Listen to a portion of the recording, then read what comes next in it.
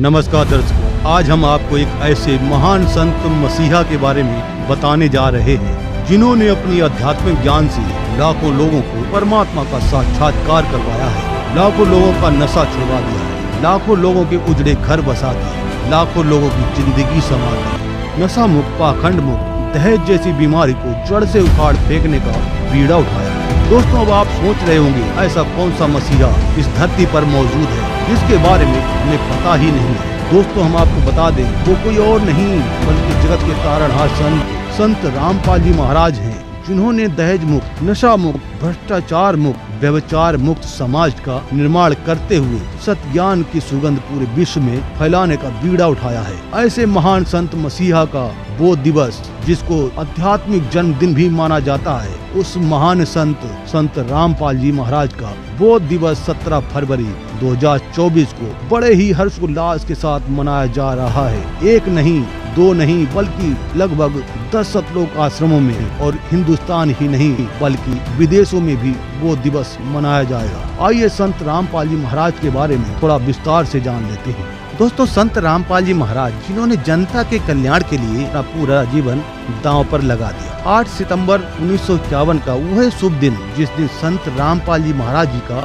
जन्म गांव धनाना, जिला सोनीपत, हरियाणा के एक किसान परिवार में हुआ। बचपन से ही भगवान के प्रति अटूट आस्था होने के कारण हर छोटी बड़ी खुशी पर भगवान का शुक्रिया करना, पूजा करना उनकी दिनचर्या का एक अहम हिस्सा बन गया था। हनुमान जी के परम भक्त होने के नाते हर मंगलवार का व्रत रखते थे, सालासर बालाजी जाते और हनुमान चालीसा का पाठ भी किया करते थे। इंजीनियरिंग की पढ़ाई पूरी कर संत रामपाल जी महाराज हरियाणा प्रांत में सिंचाई विभाग में जूनियर इंजीनियर की पोस्ट पर नियुक्त हुए, जहां पर 18 वर्ष कार्यरत रहे। फिर एक दिन अचानक संत रामपाल जी महाराज के जीवन को नया मार्गदर्शन, नई दिशा मिली जब उनकी भेंट संत स्वामी राम देवानंद जी से हुई। उन्होंने 17 फरवरी 1988 फाल्गुन मास की अमावस्या को रात्रि के समय परम पूज्य स्वामी राम देवानंद जी से नाम दीक्षा प्राप्त की, जिसके बाद संत रामपाल जी महाराज स्वामी जी के सत्संग में ज्यादा से ज्यादा जाने लगे और उस तत्व ज्ञान का जिक्र लोगों से करने लगे। वह पुण्य आत्माओं को अपने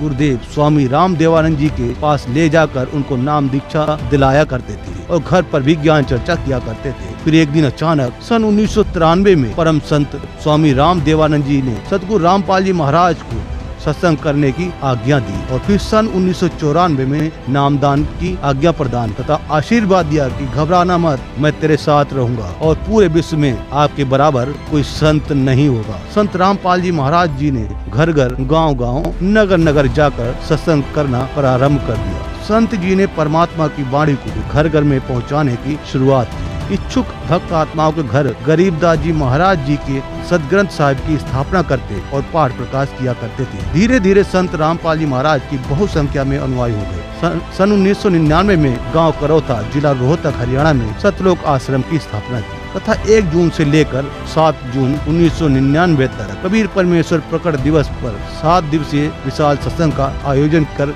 आश्रम की शुरुआत की। दोस्तों, 17 फरवरी 1988 फाल्गुन मास की अमावस्या को रात्रि के समय संत रामपाल जी महाराज ने परम पूज्य स्वामी राम देवानंद जी से नाम दीक्षा ली। इसी दिन को बौद्ध दिवस के रूप में मनाया जाता है, जिसको संतों की वाणी में आध्यात्मिक जन्मदिन भी कहा जाता है। दोस्तों, संत रामपाल जी महाराज अपने सत्संगों के माध्यम से अपने आध्यात्मिक ज्ञान से पूरे विश्व के जीवों को परमात्मा का साक्षात्कार करवा रहे हैं। उन्होंने सभी धर्मों के शास्त्रों को खोलकर एक आध्यात्मिक, वैज्ञानिक, तर्कपूर्ण आध्यात्मिक ज्ञान बताया है। संत रामपाल जी महाराज बताते हैं कि ज्ञान के बिना मनुष्य और पशु पक्षी सभी पालन पोषण और संतानोत्पत्ति के लिए आजीवन संघर्षरत रहते हैं। अंत में प्राण त्याग कर कर्मानुसार पुनः जन्म को प्राप्त होते हैं। अगर सच्चा सतगुरु मिल जाए तो पशु जैसे जीवन को भोग रहा इंसान सत्य ज्ञान से देवता बन जाता है। संत रामपाल जी महाराज का उद्देश्य है कि वे इस संसार के सभी जीवों को आध्यात्मिक ज्ञान और सतभक्ति का मार्ग प्रदान करें, ताकि वे जन्म मरण के चक्कर से छूटकर सतलोक जाने योग्य बन सके। आइए सुनते हैं संत रामपाल जी महाराज के अमृत वचन बौद्ध दिवस को लेकर। आज संत रामपाल जी महाराज जी का सच्चा ज्ञान आसमान छू रहा है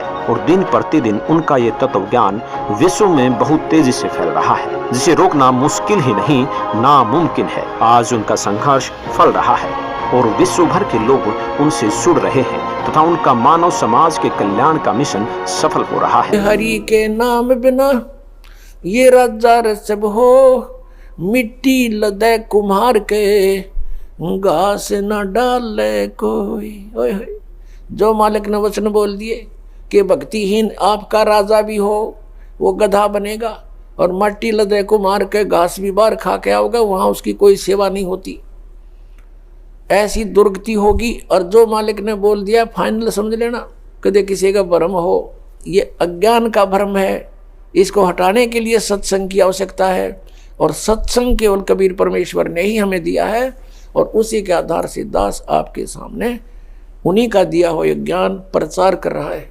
पुणात्मा, वो परमात्मा स्वयं आते हैं इस तत्व ज्ञान को बताने के लिए, वो प्रत्येक युग में आते हैं। सतयुग में परमेश्वर का नाम सत सुकृत था, और त्रेता में परमेश्वर का नाम मुनिंदर था, मुनिंदर ऋषि। द्वापर में करुणा में, और कलयुग में कबीर देव, कबीर साहब उनका नाम रहा है। पुण्यात्मा, यदि परमेश्वर नहीं आते यहाँ पर तो हमें यह भक्ति मार्ग प्राप्त नहीं होता, हम अपना जीवन नष्ट करते रहते। कितना महा उपकार किया उस परम पिता ने आके। और पुण्यात्माओं, जो ये समागम 5 दिवस का चल रहा है, ये इस दास को इस फाल्गुन मास की अमावस्या को इस दास को दीक्षा प्राप्त हुई थी।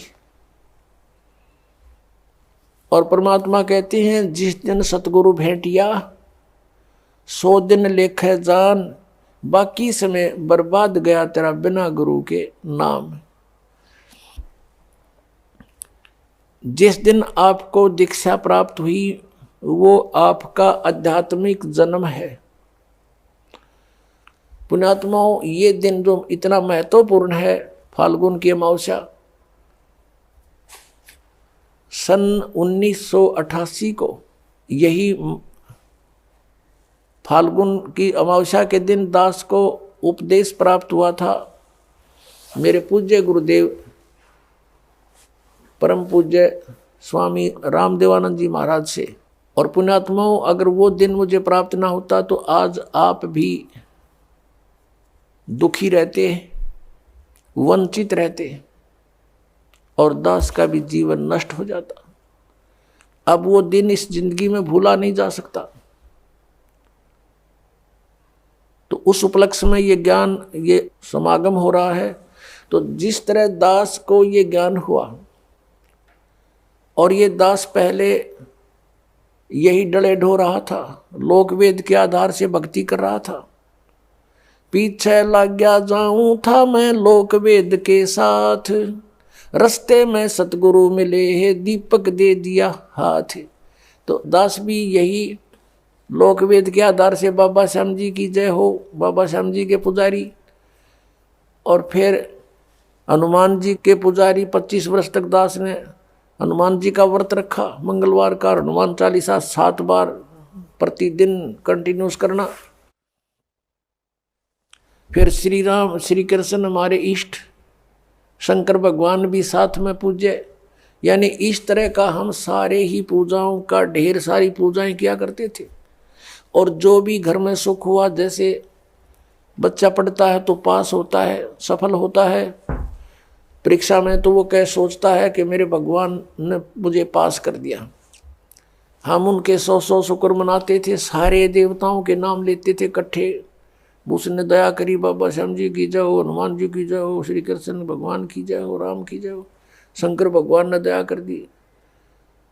और फिर जैसे संतान उत्पत्ति हुई, प्राप्ति हुई, तो उसमें भी जय हुई नहीं भगवान की, बाबा श्याम जी के बोल दिए इतने रुपये उसके वहाँ चढ़ाऊंगा इसके।